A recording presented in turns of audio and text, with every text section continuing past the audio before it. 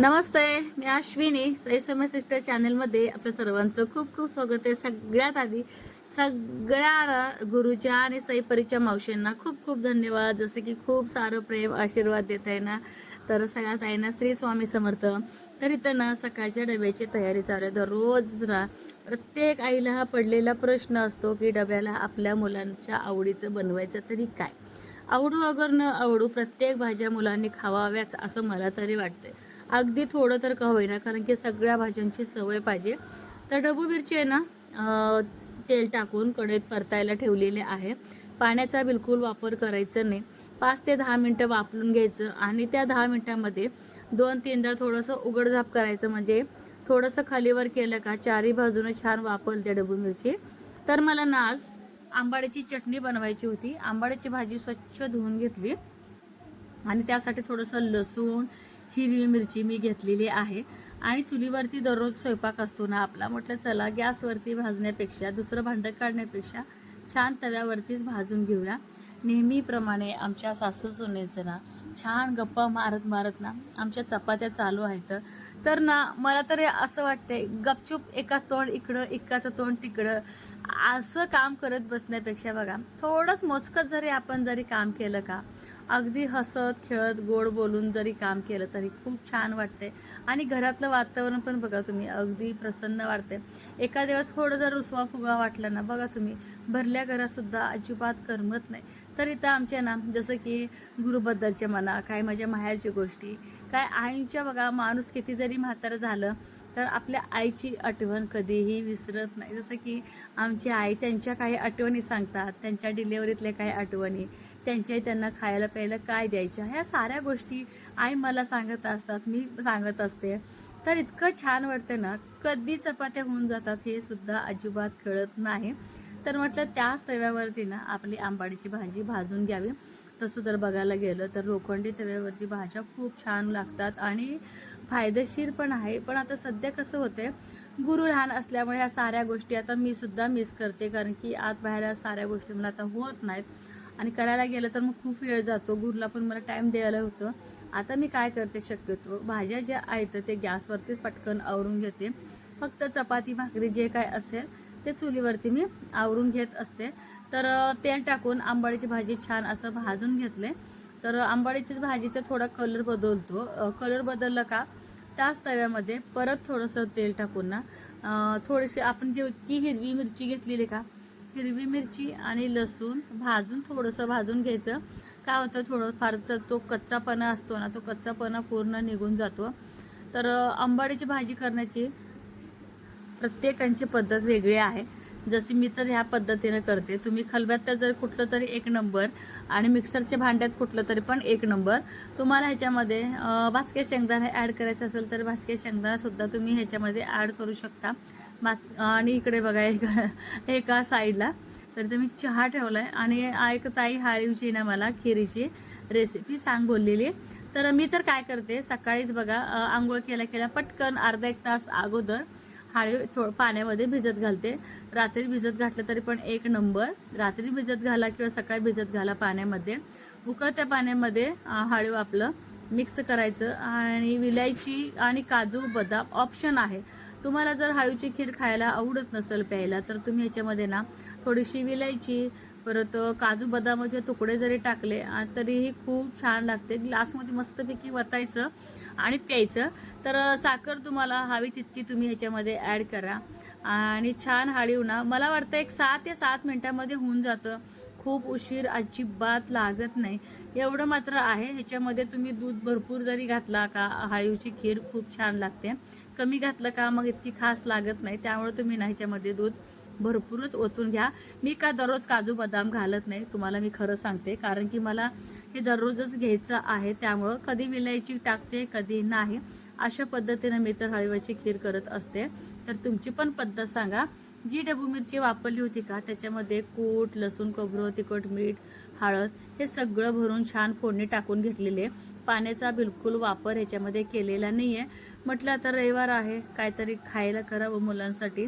तर इथं बघा, ही जी लाल वाटी आहे ना, तर 2 वाटीस अर्धी वाटी मी उडदाची डाळ घेतलेली आहे आणि थोडं 2 चमचेभर नाश्त्याचा आपलं ना चण्याची डाळ घेतलेली आहे. तर स्वच्छ पाण्यामध्ये ना हे धुवून मी भिजत घालायला लागले, जेणेकरून पटकन म्हणजे भिजायला पण मदत होते आणि गुरु उठायच्या अगोदर सगळे कामं म्हणजे चाललेले आहेत. तर डोसे पण ना खूप दिवस बनवले नव्हते, म्हटलं चला डोसा बनवायला जी काय तयारी असते ते तयारी करून घ्यायला लागलेली.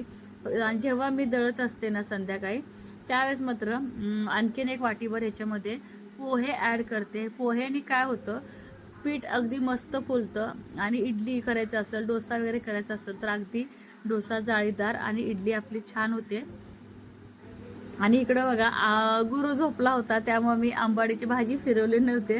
तर उठल्यानंतरच मी त्याच्यामध्ये मिक्सरच्या भांड्यामध्ये जे काय मी साहित्य सांगितले होते का, ते सगळं साहित्य घालून फिरवलेली. इतकी छान चविष्ट आंबाडीची चटणी झालेली ना, खूप छान. तुमची पण पद्धत सांगा बरं का मला.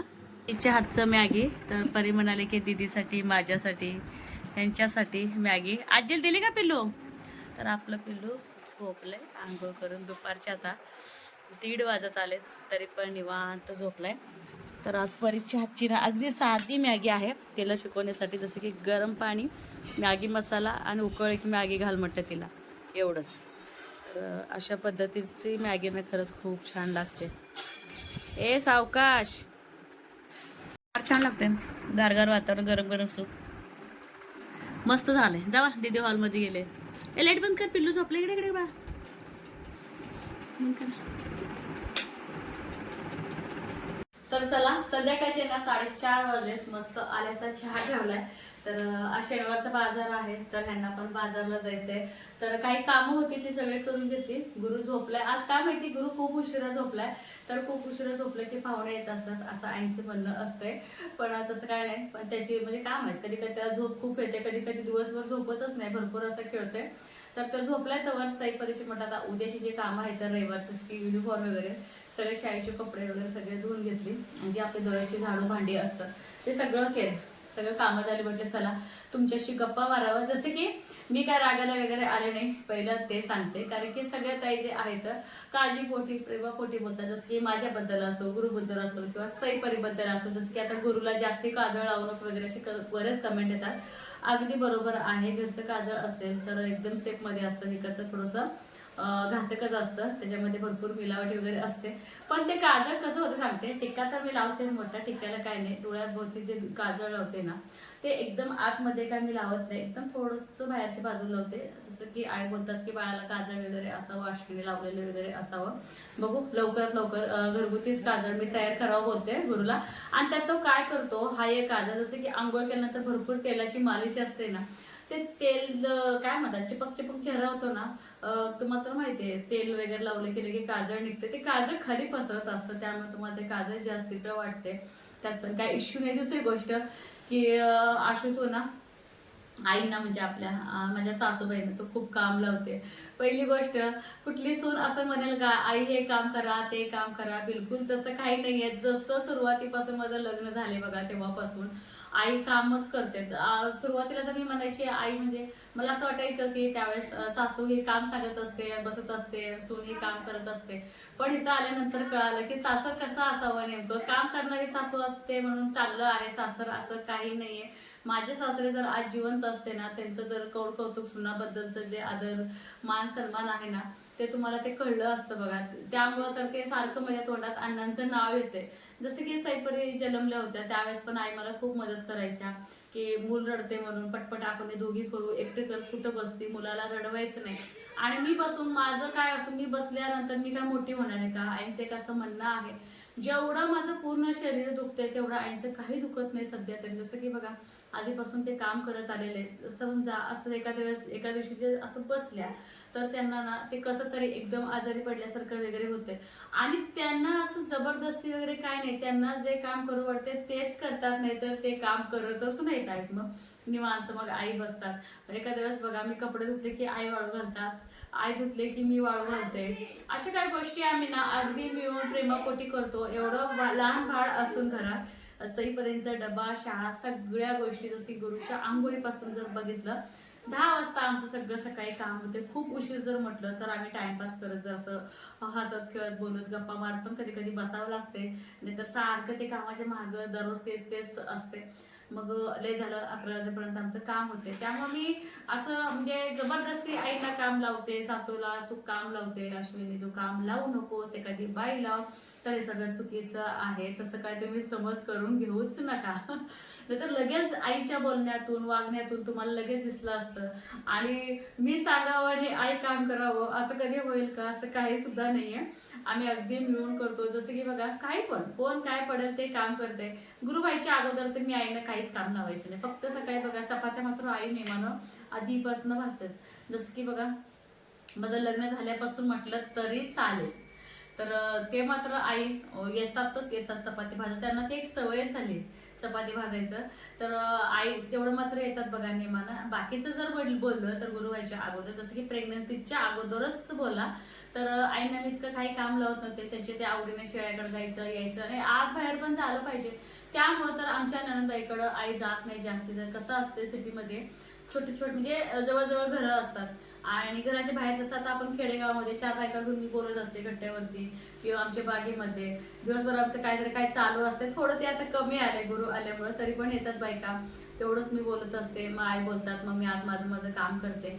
मग ते काय होतंय आईनं एक प्रकारे ते करमतं. जसं की बघा बायका आल्यानंतर बोलणं म्हणा, चालणं म्हणा, जसं की चालणं, जसं की आता किचन पासून शेळ्यापर्यंत जाणं, आत बाहेर जे करतात ना आई, त्यांच्या स्नायूंना जसं की पायांना बळकटी येते आणि त्यांना ते जाणवतं. एका जागी जर बसले की अश्विनी माझं काही खरं नाही बोलतात, लगेच त्यांचे पाय वगैरे दुखू लागतात. मग असं काय तर काय प्रॉब्लेम येण्यापेक्षा केलेलं बरं ना. आणि त्यांचं तेच काम करतात. अजून पण तुम्हाला मी सांगते, त्यांना अजिबात जबरदस्ती करत नाही. हे तुमचं गैरसमज आहे. आईनं जर बोलायला लावू म्हटलं तर आईनं सुद्धा बोलायला लावलं. परत तुम्ही बोलताल की अश्विनी तू त्यांना सांगून ठेवली असं, असं काही सुद्धा नाहीये. मस्तपैकी तिकडे चहा ठेवलाय, सुगंध मस्त दरवा लागलाय आल्याचा. पावसात तर काय पत्ता नाही.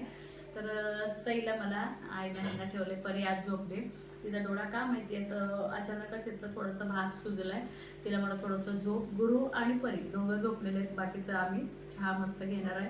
आणि हे बाजार वाटले ना, परत मग मला भाजी वगैरे निवडायचं काम लागते. परत आज एकादश आहे, आईचं फरायचं वगैरे बनवावं लागते. थोडंफार जरा मागं पुढं आता व्हायला लागलेलं. छोटं बाळ आहे म्हटल्यानंतर तेवढं घरात होणारच. आणि मस्त वाटते ते. आता एक माझं एक वेळापत्रकच बसलंय, चला आता एवढ्या वेळात एवढं काम करावं. तर एक छोटीशी गैरसमज म्हणून तुमचं चला दूर करावं. आणि तर मी हा व्हिडिओ एंड करणार आहे. तर कसा वाटला आजचा ब्लॉग तर सांगायला अजिबात विसरू नका. चॅनलवरती कोण नवीन आहे का व्हिडिओ तर बघत राहा, लाईक शेअर सबस्क्राईब करायला अजिबात विसरू नका. बाय.